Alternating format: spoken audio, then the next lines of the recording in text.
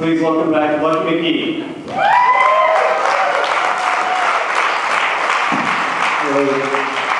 This is my editor and creator of the Burrow Boy, Zach Passero.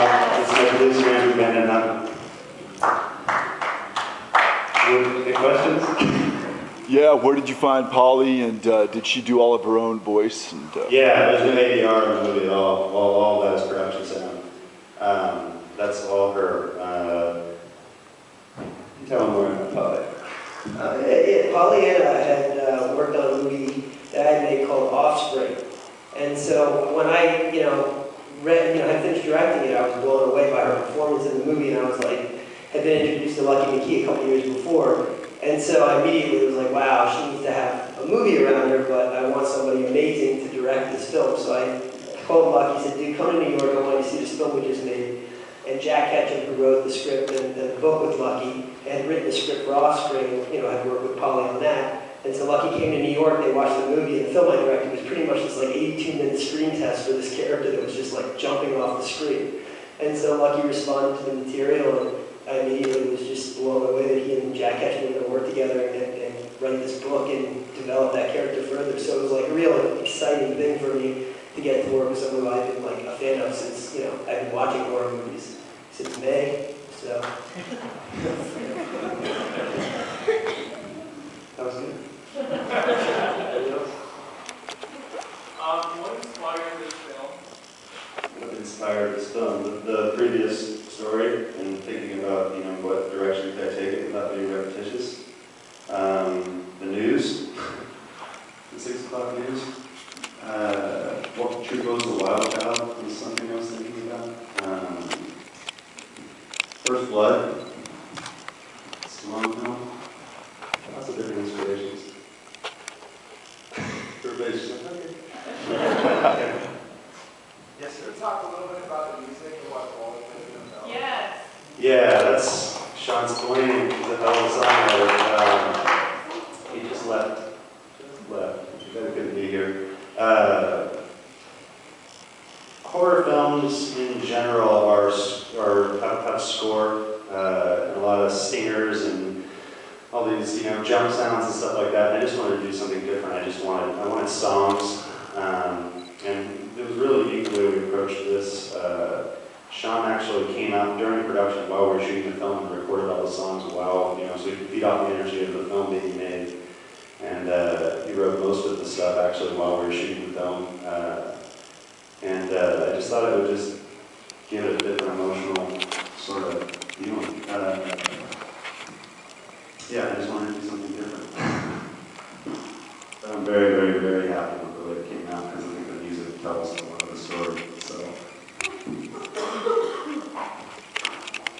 Well, I could jump up and down like the guy at the other theater. It was very unfortunate. I'm just curious, what's the approximate budget? I can't say that.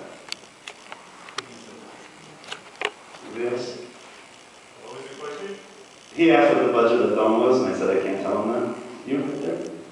I just want to congratulate you. I love horror movies and scary movies. I'm always looking for the scariest thing, and it just freaks me out. Well, thank you. I am not a horror fan in any way, shape, or form. Going out of the party theaters up the Park City that I saw, I said, oh, what's your film? Yeah. That film is fucked up, dude. Yeah, And I say that in the biggest compliment I can say. well, thank you. I stayed here and watched it, and I was just riveted to the end. Well, thank you very much. Well done, well done. Thank you. Anybody else out there? Yes, sir. What message were you trying to get across with us? What message was I trying to get across with this? Wow. Gosh.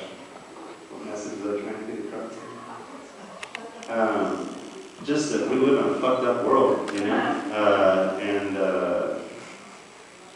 there's only so many, horror, it's a genre that can get very repetitious. And to me, misogyny is horrifying, so that was just,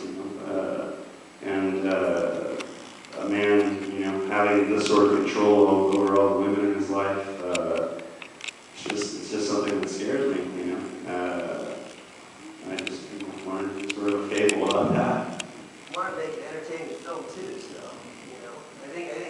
exciting thing.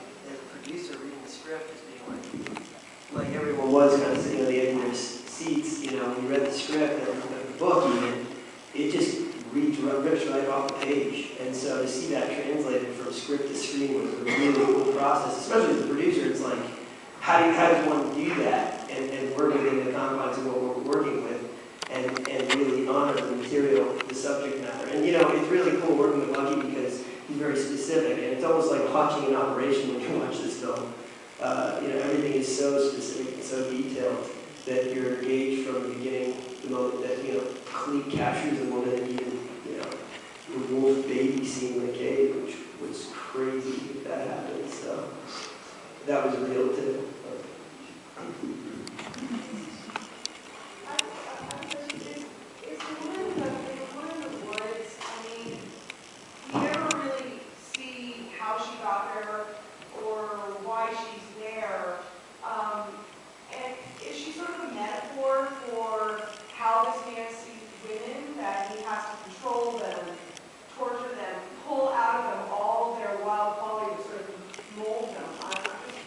Yeah, I like that interpretation. Yeah. So that's sort of where you're going, or? Yeah, that's like I said, that's a good interpretation. I mean, there's a lot of, I mean, there was a film previous where the character was established. You could go back and look at that. They're very, very different films. Yeah, I think your interpretation is pretty dead on. I noticed that Robert Kurtzman did the makeup. How much Yeah. of that did you have input into, or just let it go? Oh, of course, I'm the director. No, I Did I mean, do his own makeup? Yes. so he doesn't just create it on his own. You had specific things. Yeah, I would just work with them, and they, you know, I tell them, you know, give them, you know, explain what I want, and then they start doing drawings, and just go back and forth until it starts to look right. And I thought they did a good job.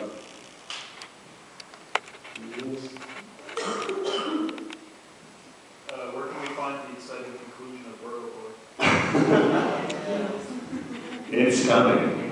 Basically, there's a whole arc and a whole story that could be a whole epic. So it goes all over the place.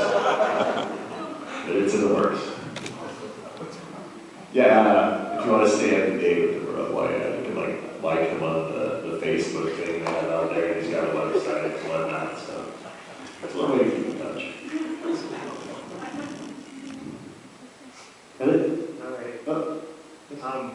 With Burrow Boy, would you release that in theaters as well with the woman and on TV too?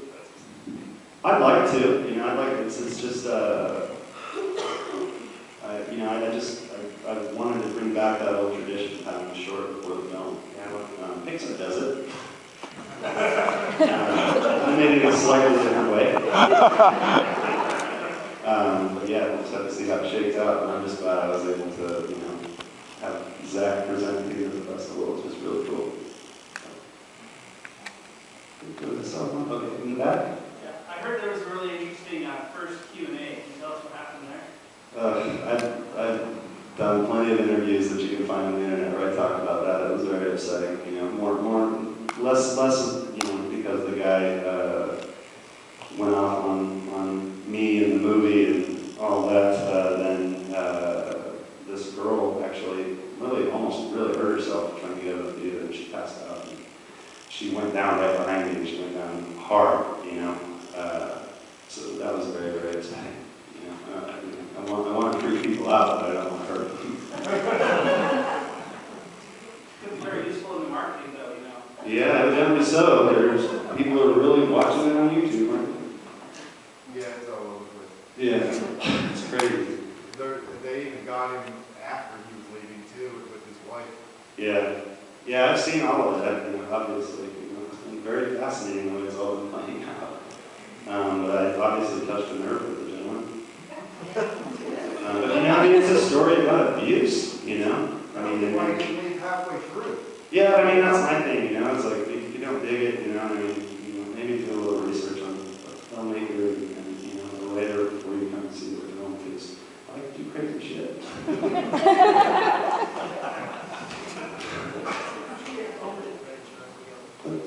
How long did it take you to make the whole movie?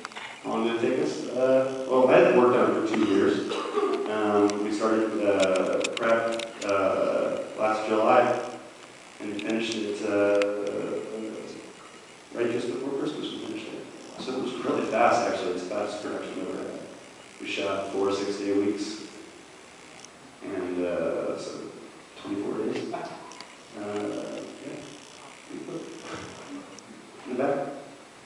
When you would you faded to darkness at the end of, I don't know, maybe the majority of the scenes. Yeah. And It happened on that day. how, I mean, part of me, I was watching that and I'm like, that's kind of cheating, doing that. But another part of me just absolutely loved it and it contributed so much. I'm just wondering, like, what type of thinking was behind choosing that technique? Well, Hitchcock often used fades as chapter breaks, chapter ends, and a way to close the audience's eyes in a pretty literal way. So it just felt right as we were doing it. The movie's so dark as it is that like those fades are happening, you don't even really realize they're happening until they're halfway through. It's a very, very interesting emotional effect. And they're, like I said, they're like chapter breaks. Because when you do that real slow kind of lyrical fade, and you pop onto something, which has a really interesting effect. Anyone else? Thanks a lot for coming out, guys. Really appreciate it.